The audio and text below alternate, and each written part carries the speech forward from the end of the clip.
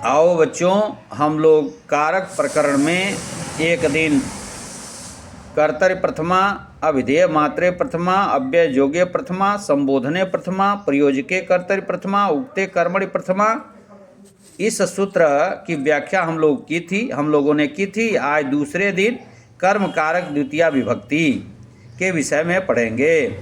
कर्म कर्तुरीप्सितमं कर्म, अर्थात कर्ता की अत्यंत इच्छा जिस काम को करने में हो उसे कर्म कारक कहते हैं। फिर एक बार सुनिए, कर्ता की अत्यंत इच्छा जिस कार्य को करने में हो उसे कर्म कारक कहते हैं। यथा रमेशः पुस्तकं पठति, अर्थात रमेश पुस्तक पढ़ता है।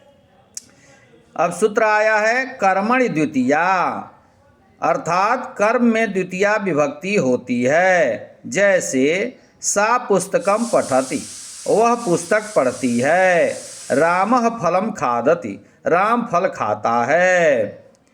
फिर अभितः परितः सर्वतः योगे द्वितीया, इन शब्दों के योग में द्वितीया विभक्ति होती है। जैसे ग्रामम अभितः पर्वताः सन्ति, गांव के दोनों ओर पर्वत हैं।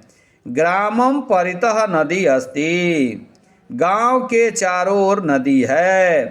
ग्रामम सर्वतः वृक्षाः सन्ति, गांव के सब ओर वृक्ष हैं।